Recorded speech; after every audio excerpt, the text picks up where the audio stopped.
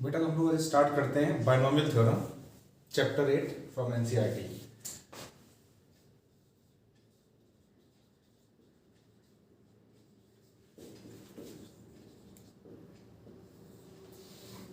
Binomial तो by का मतलब होता है टू। ठीक है, तो हम लोग जो पढ़ने वाले हैं वो पढ़ने वाले हैं एक्सपेंशन ऑफ बायनोमियल एक्सप्रेशन।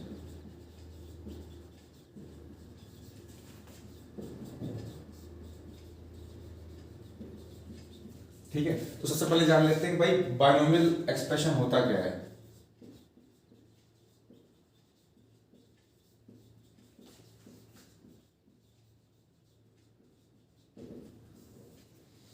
कोई भी ऐसा एक्सप्रेशन जिसमें दो डिसिमिलर टर्म्स हों, ठीक है, इससे को ऐड ना हो सके। ठीक, वो दो टर्म्स एडिशन में भी हो सकते हैं, सब्ट्रैक्शन में भी हो सकते हैं। ठीक है, two terms, two dissimilar terms, an expression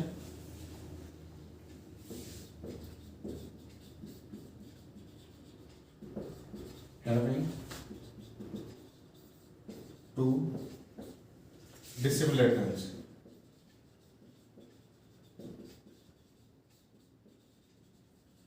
for instance जैसे मैंने लिखा एक्स स्क्वायर प्लस एक्स। ठीक, ये आपका बायनोमियल एक्सप्रेशन है क्योंकि ये दो टर्म्स ऐड नहीं हो सकते हैं। ठीक है, सेकंड लिख दिया जैसे x प्लस एक्स वाई, ये भी डिसिमिलर टर्म्स हैं, ये दोनों ऐड अप नहीं हो सकते हैं। थर्ड 2x प्लस एक्स, ये डिसिमिलर टर्म्स नहीं है क्योंकि ये दोनों ऐड अप होकर कितना जनरेट कर देंगे। चलो एक बीच में माइनस भी लगा देते हैं, ये ऐड अप होकर 3x हो जाएगा, एक सिंगल टर्म में कन्वर्ट हो जाएगा, इसलिए हम लोग कभी इसको बायनोमियल एक्सप्रेशन नहीं कहेंगे। ठीक है बेटा, तो बायनोमियल एक्सप्रेशन आपको समझ में आ गया होगा। कोई भी ऐसा एक्सप्रेशन जिसके अंदर दो डिसिमिलर टर्म्स होते हैं जो ऐड अप या सब्ट्रैक्ट ना हो सके, वो हमेशा के हमेशा प्योरेस्ट फॉर्म में दो टर्म्स के फॉर्म में हमेशा रहें। ठीक है, आगे बढ़ते हैं। अब वीडियो को पॉज कर करके नोट करते रहिएगा।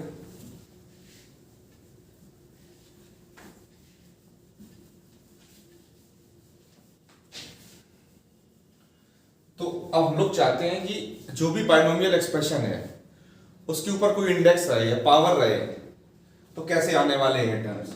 ठीक है, तो जैसे मान लेते हैं कि पहला है a प्लस बी की power 0, binomial expression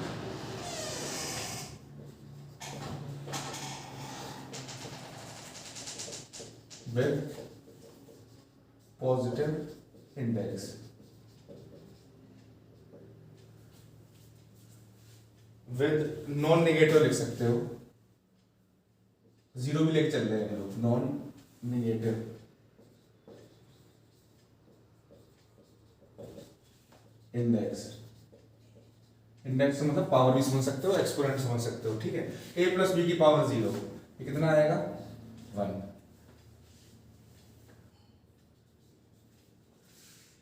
a plus b का whole square, a plus b का होल स्क्वायर कितना होता है a square plus 2ab plus b square. हमें एक पैटर्न को फॉलो करना है। अब पैटर्न देख सकते हो कि जो लेफ्ट वाला टर्म है इसकी पावर डिक्रीज हो रही है।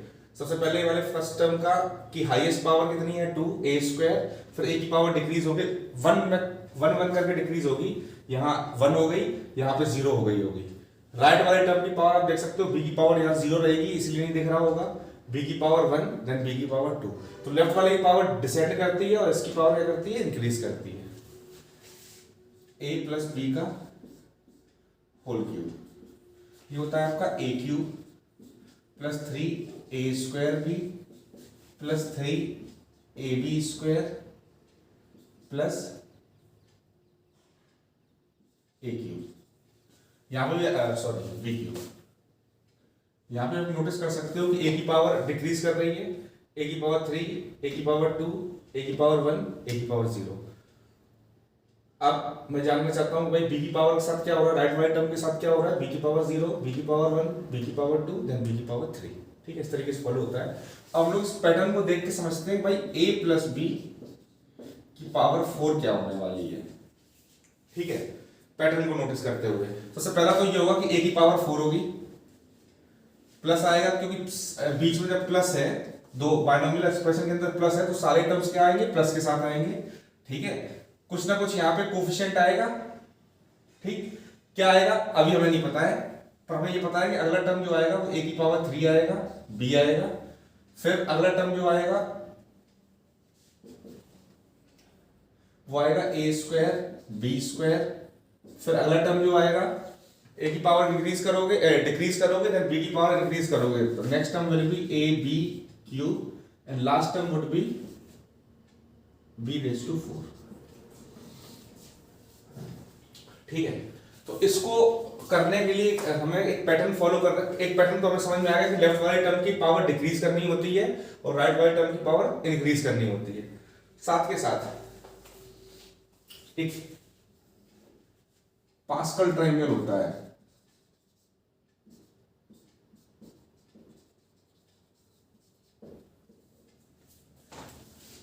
सबसे पहला टर्म कितना है 1,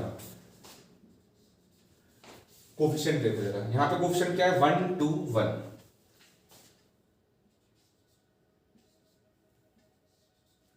ठीक, किसी भी आप रो में देखोगे स्टार्टिंग और एंड पॉइंट 1 से होगा, इसमें अकेला टर्म था तो स्टार्टिंग और एंड 1 से ही हुई। नेक्स्ट टर्म आप देखो 1 3 3 1, चलो तो लेफ्ट और राइट में, लेफ्ट मोस्ट और राइट मोस्ट में तो 1 आना है। ठीक, अब अगर आप नोटिस करो तो इन दोनों का सम कितना हो रहा है 3 हो रहा है, इन दोनों का सम भी कितना हो रहा है 3 हो रहा है, 1 3 3 1। ठीक, अगला लिखना है, मैं इसका जानना चाहता हूं क्या इस पैटर्न के अकॉर्डिंग आ सकता है, तो आप देखो इसको जरा, लेफ्ट मोस्ट में 1 आएगा, राइट मोस्ट में 1 आएगा, इन दोनों का सम कितना हो रहा है 4, इन दोनों का सम कितना हो रहा है 6, इन दोनों का सम कितना हो रहा है 4।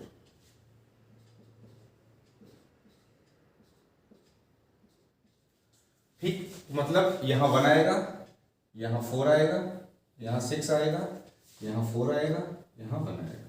ठीक है, अगर मैं अब लिखना चाहूं a प्लस बी की पावर 5, सबसे पहला टर्म होगा a की पावर 5, देन a की power 4 b plus next term होगा कि a की पावर 1 डिक्रीज कर दो a cube b square, a की पावर कम करोगे कितना हो जाएगा a square b cube, next term होगा आपका a b की पावर 4, नेक्स्ट टर्म होगा b की पावर 5।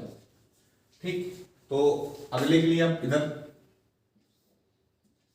एक्सट्रीम पोजीशंस में 1 लिखोगे, इन दोनों का अगर सम आपने किया कितना मिलेगा 5, इन दोनों का सम मिलेगा 10, इन दोनों का सम मिलेगा आपका 10 और इन दोनों का सम मिलेगा 5। तो यहां 1 ही रहेगा, यहां 5 आएगा, 10 आएगा, 10 आएगा, 5 आएगा, 1 आएगा। तो इतना मुझे समझ में आ गया कि अगर नॉन नेगेटिव इंटीजर इंडेक्स है तो मुझे हैंडल करना आ गया है। ठीक है, इस तरीके से। लेकिन अगर सोच के देखो कि अगर मुझे a प्लस बी की पावर 10 निकालना है, ठीक, तो मैं इनको डिसेंडिंग और असेंडिंग पावर्स में तो लिख सकता हूं, लेकिन मुझे बहुत बड़ा ट्रायंगल बनाना पड़ेगा। तुम देख सकते हो यहाँ जीरो इंडेक्स के लिए है, ये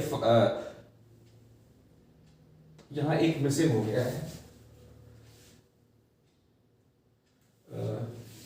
एक मिसिंग ऐसे हो गया कि आप लिख सकते हो a प्लस बी की पावर 1 भी लिख सकते हो। ये कितना आएगा a प्लस बी, तो आप यहाँ पर थोड़ा सा चेंज कर लो, इन दोनों का सम मुझे 1 मिल गया था। ठीक है, तो अगर मुझे a प्लस बी की पावर 10 लिखना है, इसका मतलब क्या है, मुझे इतना, ये पावर 0 के लिए था, ये फर्स्ट के लिए था, ये सेकंड के लिए, ये थर्ड के लिए, ये फोर्थ के लिए, ये फिफ्थ के लिए, 5 डिग्री तक का तो मैं लिख लिया। मुझे अगर 10 तक पहुंचना है तो मुझे 6 डिग्री का लिखना पड़ेगा, 7 8 9 10। तो मतलब मेरा काम तो हो रहा है इससे, पर बहुत इफेक्टिव नहीं है। ठीक है, इफेक्टिव इसलिए नहीं कि मान लो मुझे 100 पावर का एक्सपेंशन करना है, ठीक है, a प्लस बी पावर 100 करना है, तो मुझे पहले उससे पहले 100 इस तरीके से लिखने पड़ेंगे, उसके बाद मैं लास्ट तक पहुंच पाऊंगा। ठीक है, तो इसको और जनरलाइज किया गया। ठीक है, आप देख सकते हो कि इस डायरेक्शन में और इस डायरेक्शन में वैल्यूज क्या है, कॉमन है। ठीक है, मतलब स्टार्टिंग की और एंड की वैल्यू सेम है। Second from start second from last के इक्वल है, third from start third from last के इक्वल है। ठीक है, तो आपने एक चीज पढ़ी होगी, जो कॉम्बिनेशंस होते थे उसमें मैंने आपको एक चीज बताई थी कि अगर इस तरीके से है NC0 NC1 NC2 NC3 NC4 NC5 या N का कुछ लिख लो, मान लो मैं लिख दिया 8 या 7 लिख दो।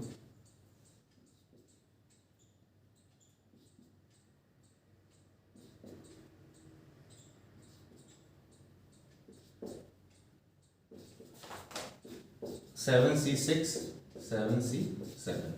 तो आपको पता है कि इसकी और इसकी वैल्यू सेम होती है।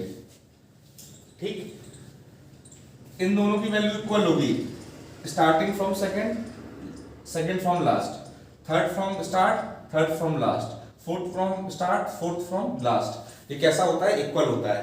ठीक, अब एक चीज आप नोटिस करो, ये एक तरीके से क्या है 5C1 होगा, ये कितना होगा 5C0 होगा क्योंकि इसकी वैल्यू 1 है। इसको आप चेक करोगे तो आप देखोगे 5C2 है, ये फिर से देखोगे कितना हो जाएगा 5C2, ये हो जाएगा 5C1, या आप देख सकते हो इसको 5C3, इसको बोलोगे 5C4, इसको बोलोगे 5C5। क्योंकि हम लोगों ने एक चीज पढ़ी हुई है कि NCR is always equal to NC N-R होता है। ठीक है, तो मैं देख सकता हूं कि भाई 1 5 10 10 5 1 कैसे मुझे मिल रहा है, 5C0 की वैल्यू 1 है, 5C1 की वैल्यू 1 है, 5C2 की वैल्यू 10 है, 5C3 की वैल्यू 10 है, 5C4 की वैल्यू 5 है and 5C5 is again 1।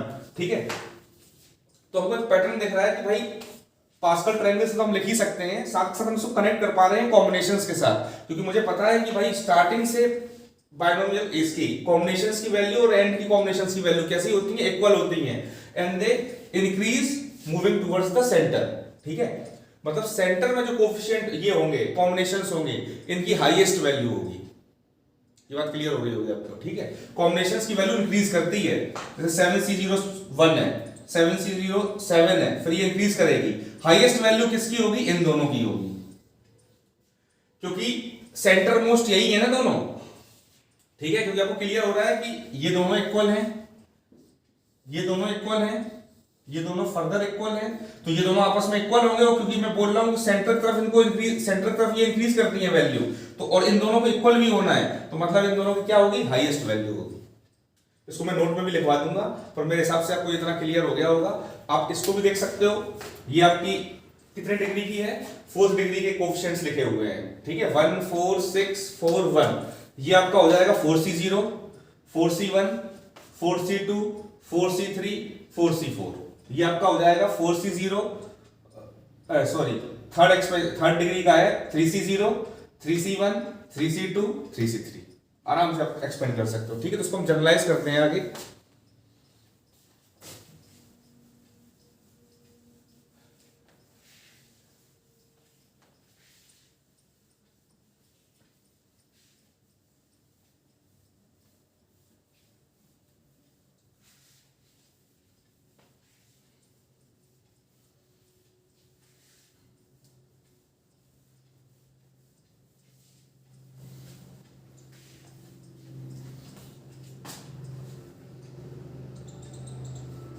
a plus b to power n, और n is पॉजिटिव इंटीजर। ठीक है, एक चीज और हम लोगों को पिछले वाले जो स्नैप में गौर करनी चाहिए थी कि जैसे हमने लिखा था a प्लस बी की पावर 0। ठीक है, इसका एक्सपेंशन कितना आया था 1, तो जब इंडेक्स 0 होगा तो नंबर ऑफ टर्म्स 1 आते हैं। ठीक है, एक्सपेंशन में a प्लस बी की पावर 1 कितना आया था, a प्लस बी आया था। जब इंडेक्स 1 है तो नंबर ऑफ टर्म्स कितने आ गए 2, a प्लस बी का होल स्क्वायर किया आपने तो आया a square plus twice of ab plus b square. Index 2 था तो नंबर ऑफ टर्म्स कितने आए 3। ऐसे ही आपने नोटिस किया होगा a प्लस बी की पावर 4 में नंबर ऑफ टर्म्स कितने आए होंगे a प्लस बी की पावर 3 में नंबर ऑफ टर्म्स 4 आए होंगे और a प्लस बी की पावर 4 में नंबर ऑफ टर्म्स 5 आए थे। ठीक है, तो हम एक चीज समझ सकते हैं कि a प्लस बी की पावर n में आपके नंबर ऑफ टर्म्स जो आने वाले हैं वो n प्लस 1 आने वाले हैं। और किस तरीके से आएंगे, nc0 पहले वाले टर्म की हाईएस्ट पावर होगी और इसकी 0 होगी, प्लस nc1 a की power n minus 1 into b plus nc2 a की power n minus 2 b square plus dot dot dot dot last term होगा आपका ncn b की power n।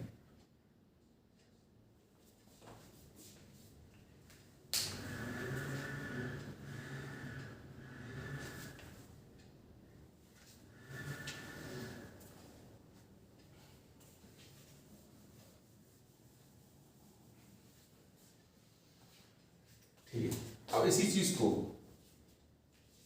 Number terms of आप n प्लस 1 कैसे count कर सकते हो, 0 से स्टार्ट हो रहा है और कहां तक जा रहा है, n तक जा रहा है। ठीक है, तो number of terms obviously n plus 1 हो जाएंगे। ठीक है, दूसरी चीज आप देख सकते हो सारे टर्म्स जो है इसमें आपकी लेफ्ट वाले की पावर डिक्रीज करती चली जा रही है और राइट वाले की पावर क्या करती जा रही है, इंक्रीज करती जा रही है। ठीक है, इसको मैं लिख सकता हूं sigma of r equal to 0 to n NCR left term is a, इसकी पावर इन दोनों का डिफरेंस होता है that is n minus r, और राइट वाले टर्म b को मैं लिखूंगा ये जो नंबर होता है कितना होगा r। अब जरा मैच करना शुरू करते हैं, क्या ये सिग्मा वाला टर्म इसको सेटिस्फाई कर रहा है कि नहीं कर रहा है। ठीक है, सबसे पहले r की वैल्यू 0 होगी तो आप लिखोगे nc0 a की पावर n माइनस 0, a की पावर n हो जाएगी और ये b की पावर 0, फर्स्ट टर्म मैच हो गया। देन प्लस आएगा सिग्मा की वजह से, फिर r की वैल्यू इंक्रीज होकर हो जाएगी 1। नेक्स्ट टर्म होगा आपका nc1 a की पावर n माइनस 1 मैच कर रहा है और b की पावर 1, प्लस अगली बार r की वैल्यू 2 हो चुकी होगी nc2 a की पावर n माइनस 2 b की पावर 2, इससे मैच कर जाएगा। हाईएस्ट पावर चलते हैं r की तो क्या होगा ncn a की power n minus n 0, a की पावर 0 इज 1, इसलिए आपको यहाँ पे a नहीं दिख रहा है और यहाँ हो जाएगा b की पावर n, पूरा मैच कर रहा है। ठीक है, इसके बाद हम बात करते हैं, नोट लिख लेते हैं। सबसे पहला है the number of terms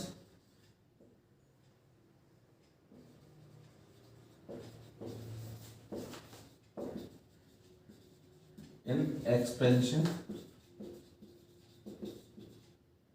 are n plus 1। जब इंडेक्स n होगी तो नंबर ऑफ टर्म्स कितने होंगे, n। सेकंड होगा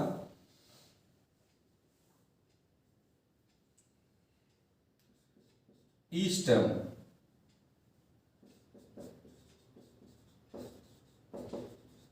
हैज द डिग्री n। जितने भी टर्म्स होंगे उन सबकी डिग्री n होगी। काउंट करिए आप जरा, b की पावर n माइनस 1 और ये b की डिग्री 1 है तो n माइनस 1 प्लस 1 कितना हो जाएगा n माइनस 2 प्लस 2, माइनस 2 से प्लस 2 कट जाएगा कितना हो जाएगा n। तो सारे के सारे टर्म जितने भी होंगे इन सभी की डिग्री कितनी होने वाली है, n होने वाली है। ठीक है, बाकी आप देख सकते हो कि इसके ये जो होते हैं थर्ड nc0 nc1 nc2 से लेके अप टू ncn r, इनको बाइनोमियल कोफिशिएंट्स कहते हैं, r बाइनोमियल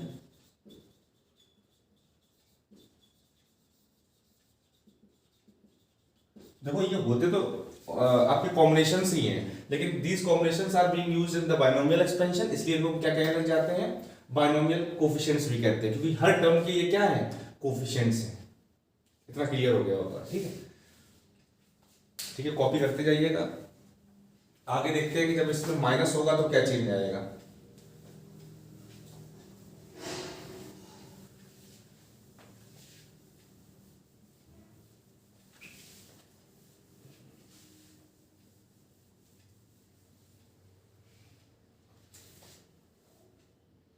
फिर से देखते हैं, a प्लस बी की पावर n में क्या लिखा था, nc0 a की power n plus nc1 a की power n minus 1 into b plus NC2 a की power n minus 2 into b square NCn b की पावर n। अब मैं चाहता हूं कि माइनस आ जाए। ठीक, तो आपको याद होगा कि आप करते कैसे थे। जैसे अगर आपको a प्लस बी का होल स्क्वायर पता हो, a square plus b, a square plus 2ab plus b square. अब अगर आप चाहते हो कि a माइनस बी का होल स्क्वायर क्या होगा, तो जहां जहां आपका b होता है वहां माइनस बी रख दो। a स्क्वायर तो a स्क्वायर रहेगा प्लस 2a और b की जगह माइनस बी रख दो, तो यहां पे भी b की जगह माइनस बी रख दो। तो कितना हो जाएगा a स्क्वायर माइनस का 2ab प्लस का बी स्क्वायर। ठीक है, तो सेम में हम लोग क्या करने वाले हैं, जहां जहां b है वहां पे माइनस भी रखेंगे, क्योंकि इस टर्म के अंदर कोई b नहीं है, तो ये तो एज इट इज रहेगा NC0 a की पावर n। इसके बाद अब यहां पे b को तुम जब माइनस बी से रिप्लेस करोगे तो ये माइनस आ जाएगा आगे, आप इसको लिखोगे NC1 a की पावर n माइनस 1 b। अब माइनस बी का स्क्वायर करोगे तो माइनस तो हट जाता है स्क्वायर में, कितना हो जाएगा प्लस का NC2 a n minus 2 b square. अगला b क्यूब होगा तो माइनस बी के क्यूब करोगे तो माइनस आगे आ जाएगा, कितना हो जाएगा माइनस का NC2 a की power n minus 3 b cube plus dot dot dot last term आपका होगा -1 की पावर n NCn b की पावर n। ये -1 की पावर n क्यों आ रहा है इसको समझ सकते हो आप कि आपका ओरिजिनली NCn रहा होगा, a की पावर 0 हो चुकी होगी और -b की पावर n किया होगा।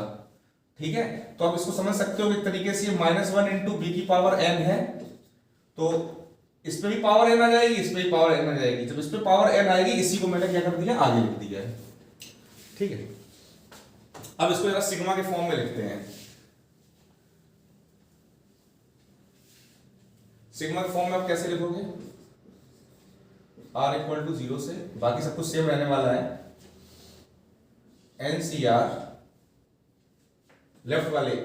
इससे पहले क्या करो कि प्लस माइनस क्रिएट करने के लिए -1 की पावर n लगा दो, -1 की पावर r लगा दो। अब मैं बताऊंगा कैसे काम करेगा ये, बाकी सब कुछ सेम रहने वाला है। लेफ्ट वाले की पावर इन दोनों का डिफरेंस होता है n माइनस r हो जाएगा, और राइट वाले की पावर यही वाला नंबर होता है, लिखोगे b की पावर r।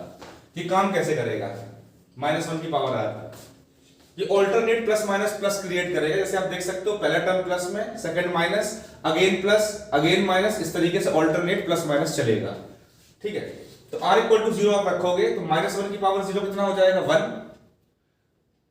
NC0 a की पावर n माइनस 0 a की पावर n हो जाएगा और b की पावर 0, पहला टर्म आपको मिल गया। अब r की वैल्यू इंक्रीज होके हो जाएगी 1, -1 की पावर 1, नेगेटिव की पावर ऑड माइनस होती है तो आपका ये माइनस आ जाएगा, NC1 a की पावर n माइनस 1 b की पावर 1 प्लस सिग्मा की वजह से आएगा। अब r की वैल्यू 2 हो चुकी होगी तो नेगेटिव की पावर इवन कैसी हो जाएगी प्लस, तो ये -1 की power r alternatively plus minus plus create करता चलेगा। ठीक है, चलिए आगे बढ़ते हैं।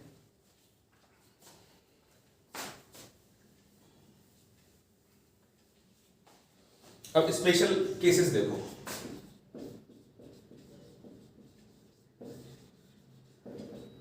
जैसे मैं लिखता हूं 1 प्लस एक्स की पावर n लिखता हूं। ठीक है, तो आप देख सकते हो अगर इससे कंपेयर करो तो a की वैल्यू 1 है और b की वैल्यू कितनी है x है।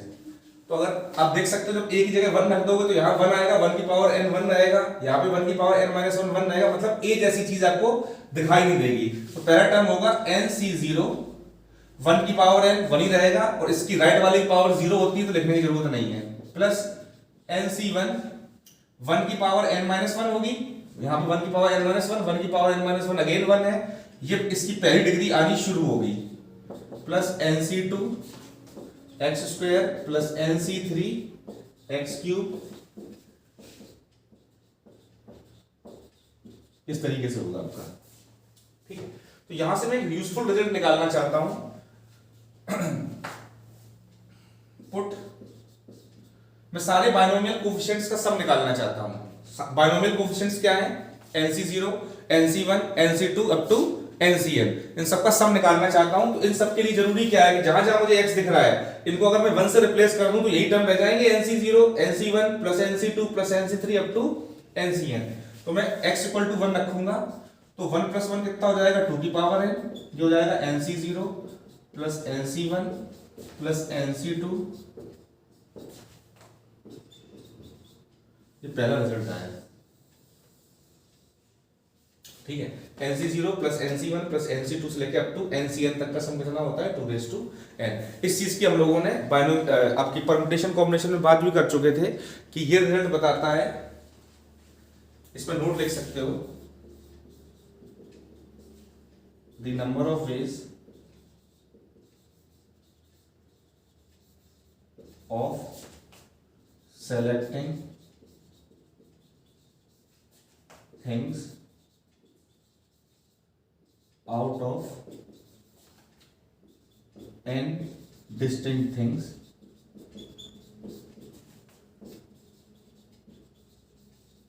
is 2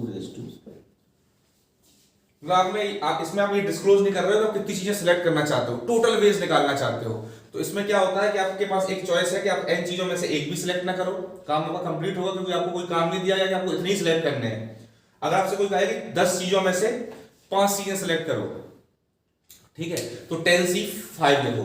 कितनी 10 चीजों में से 5 चीजें सिलेक्ट करनी है तो आप लिखोगे 10c5। लेकिन अगर आपसे कहा जाए 10 चीजों में से आपको चीजें सिलेक्ट करनी है तो आपके पास क्या चॉइस होगी 10c0 प्लस 10c1, एक चीज सिलेक्ट कर लो, दो सिलेक्ट करने के लिए आप लिखोगे 10c2 डॉट डॉट डॉट, 10 में से 10 को सिलेक्ट कर सकते हो। तो इसकी वैल्यू क्या हो जाएगी, जब n को 10 से रिप्लेस करोगे तो आंसर वुड बी 2 की पावर 10, ठीक है। तो टोटल 10 चीजों में से number of ways of selecting things is 2^10, ठीक है। अभी और आगे बढ़ते हैं।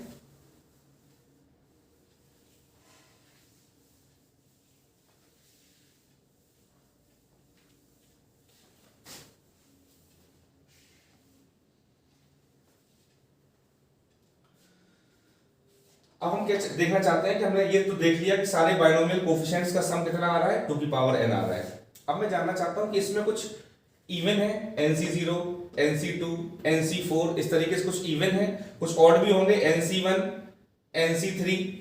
चलो एक और लिख देते हैं, इनका सम कितना होगा।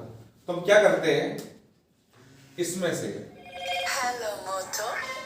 x को रिप्लेस करेंगे, x को रिप्लेस कर देंगे -1 से, ठीक है। रिप्लेस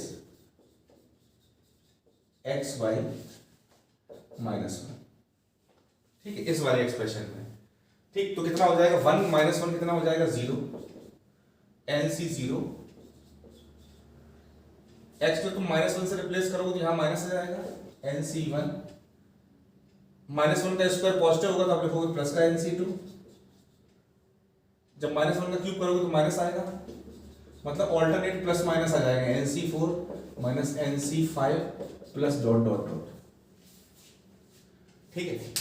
अब आप क्या करो, जो माइनस साइन वाले टर्म्स हैं उन सबको लेफ्ट में ले आओ, जितने भी माइनस हैं। आप देख सकते हो ऑड वाले जो है 1 3 5 ये सारे के सारे ऑड हैं, इनको आप लेफ्ट में लेके आओगे तो आपको पता चलेगा कि नहीं nc1 plus nc3 plus nc5 plus nc7 dot dot dot is equal to होता है आपका इवन वाले nc0 plus nc2 plus nc4, nc0 plus nc2 plus nc4 plus dot dot dot. ये आपका एक और यूजफुल रिजल्ट आ गया है कि ऑड वाले binomial coefficients are equal to the sum of even binomial coefficients, ठीक है। nc0 plus nc2 plus nc4 plus nc6 dot dot dot dot will be equal to nc1 plus nc3 plus nc5 plus nc7 dot dot dot, ठीक। अच्छा, अब अगला target हमारा ये है कि हम ये जानना चाहते हैं कि भाई ये तो हमें समझ में आ गया कि सारे का सम कितना होता है 2 की पावर n, इसमें से ऑड वाले और इवन वाले इक्वल भी हैं। अब मैं जानना चाहता हूं भाई ऑड वाले की वैल्यू कितनी है और इवन वालों की वैल्यू कितनी है। ऑड और इवन वालों की वैल्यू तो इक्वल है पर वो है कितनी ये और जानना चाहते हैं, ठीक है।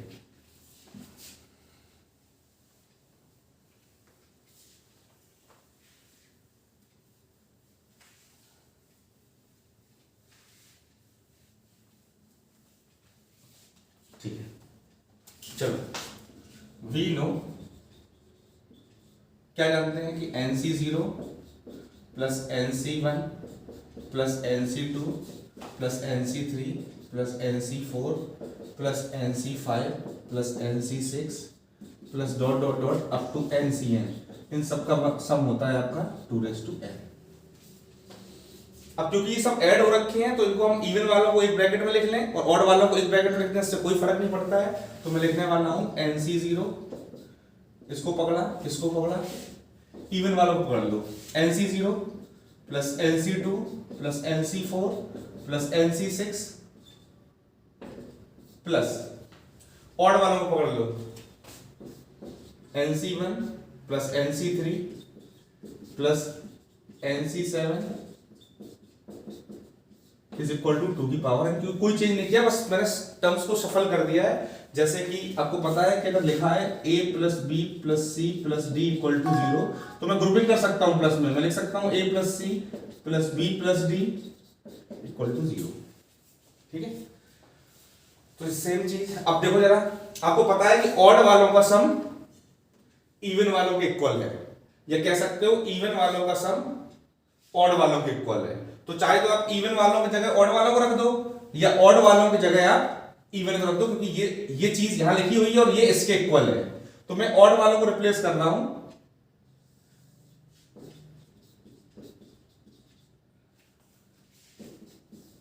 रिप्लेस फ्रॉम एक्सप्रेशन 1, तो हो जाएगा NC0 plus NC2 plus NC4 plus NC6। ये जो ऑड वाले हैं ये मैं पहले देख चुका हूं किसके इक्वल है, इवन वाले के, तो ये वैल्यू मैं उठा के यहां रख सकता हूं, NC0 plus NC2 plus NC4 is equal to 2 की पावर n। जब ये टर्म्स और ये टर्म्स सेम है, दो सेम चीजें अगर ऐड अप हो रही होती तो उसको मैं ट्वाइस करके लिख सकता हूं, twice of NC0 plus NC2 plus NC4 dot dot equal to 2n। इस 2 से जैसे ही मैं डिवाइड करूंगा तो आपका हो जाएगा NC0 plus NC2 plus NC4 plus dot dot dot is equal to 2 की पावर, 2 से डिवाइड करोगे तो 2 की पावर n अपॉन 2 कितना हो जाएगा, 2 की पावर n माइनस 1। ये आपका रिजल्ट आ गया।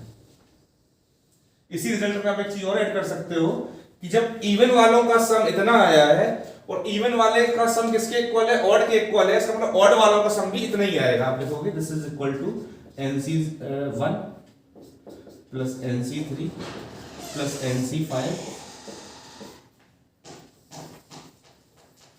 ठीक, सारे बाइनोमियल कोएफिशिएंट्स का सम होता है 2n, जिसमें दूसरा रिजल्ट आया कि इवन वालों और ऑड वालों का सम इक्वल होता है।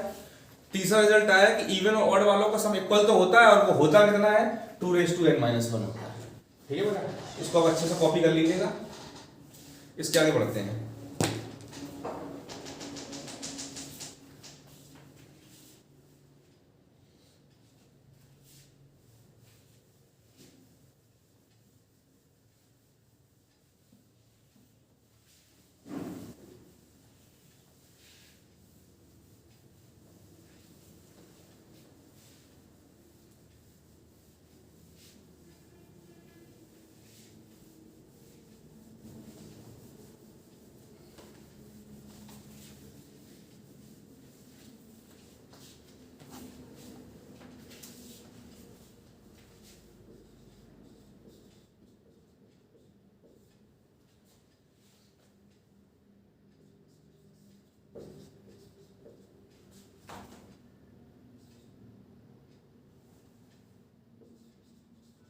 मान लो कि इंडेक्स जो है वो आपकी इवन है।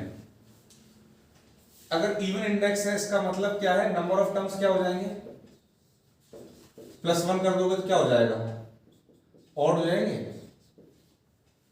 अगर डिग्री 6 है तो नंबर ऑफ टर्म्स कितने हो जाएंगे, 7। ठीक है,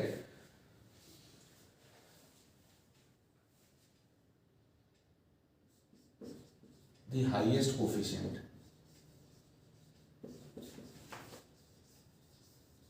will be equal to the highest binomial coefficient.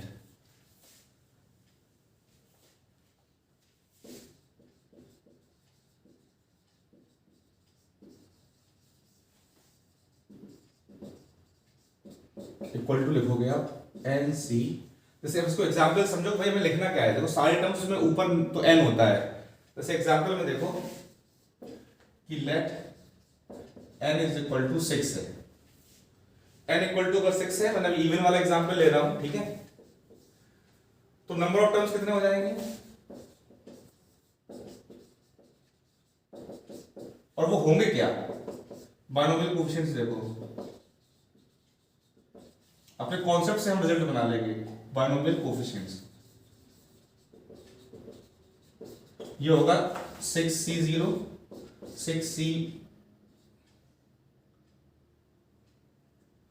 6c1 6c2 6c3 6c4 6c5 6c6। हम लोगों ने अभी तक क्या देख चुका है, परम्यूटेशन कॉम्बिनेशन में भी देख चुके हैं कि इसकी वैल्यू इसके इक्वल होती है, इसकी वैल्यू इसके इक्वल होती है, इसकी इसके इक्वल होगी, ये अकेला बचता है, ठीक है। पर हमने देखा है कि जो ये कॉम्बिनेशंस की वैल्यू होती है टुवर्ड्स द सेंटर इंक्रीज करती है, ठीक है। एक्सट्रीम पोजीशंस में तो वैल्यू सेम है, इन दोनों के इक्वल है, इन दोनों के इक्वल है, इन दोनों के इक्वल है, पर सेंटर तरफ इंक्रीज करती है तो इसकी वैल्यू जो होगी वो हाईएस्ट होगी, ठीक। तो मतलब मुझे यहां तो n चाहिए, यहां 3 चाहिए, ये कैसे मिलेगा, n/2 करने से। क्लियर हो गया। तो आपको जरूरी नहीं है कि आपको याद करना हो, याद इसलिए नहीं करना है क्योंकि आपको तो न्यूमेरिकल दिया जाएगा, ठीक है। n की वैल्यू अगर ये कौन सा टर्म है, आपको nc3 चाहिए, जब 6 की n = 6 था तो 6/2 कितना हो जाएगा 3, आपने रिजल्ट से देख लिया, ठीक है। और वैसे ही आपको क्वेश्चन में भी आइडिया लग जाया करेगा कि भाई कैसे करना है, कोई याद करने की कोई जरूरत नहीं है, ठीक है। चलो ऑड वाला केस ले लेते हैं, if n is odd,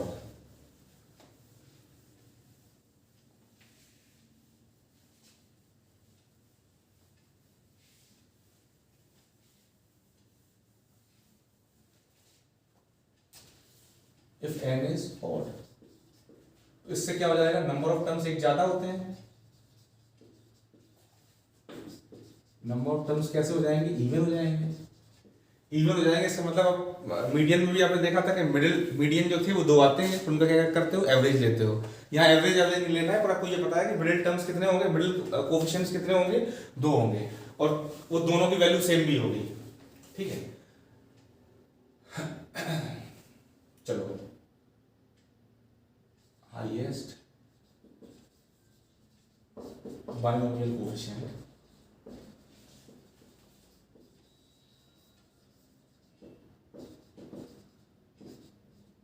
are, यहां पे 2 होंगे इसलिए मैं आर करके लिख रहा हूं। चलो एग्जांपल से देखो, जैसे मैंने लिखा n = 7 ले लिया, तो नंबर ऑफ टर्म्स कितने हो जाएंगे, एक ज्यादा होते हैं, number of terms equal to हो जाएंगे 8। बाइनोमियल कोएफिशिएंट्स होंगे क्या,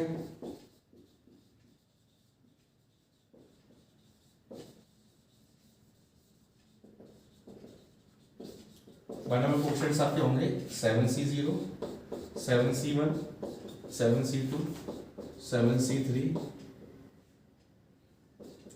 7c4 7c5 7c6 7c7, ठीक है।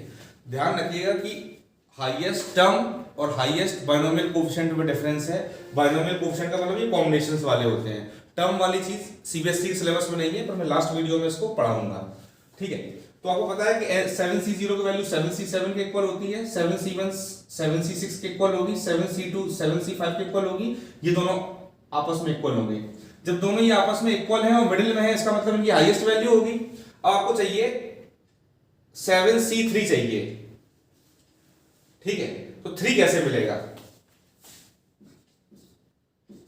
n-1/2 करके देखो मिल रहा है कि नहीं मिल रहा है।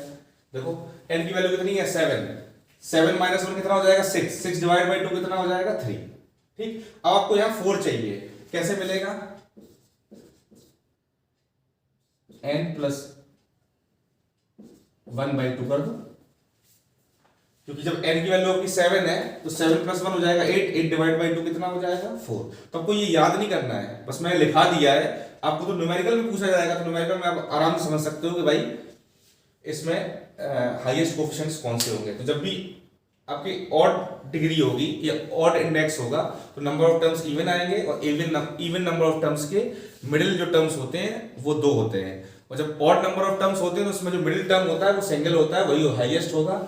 और ऑड के केस में 2 मिडिल टर्म होते हैं और दोनों की वैल्यू इक्वल भी होगी और हाईएस्ट भी होगी। ठीक है, तो ये इतना कवर करिए, इसको अच्छे से नोट्स बनाइए, अच्छे से देखिए कि एक्सपेंशन किस तरीके से हो रहा है, क्या पैटर्न फॉलो कर रहा है, और एनसीईआरटी की फर्स्ट एक्सरसाइज के लिए जो एग्जाम्पल है वो अगले वीडियो में डिस्कस कर दूंगा। Thank you.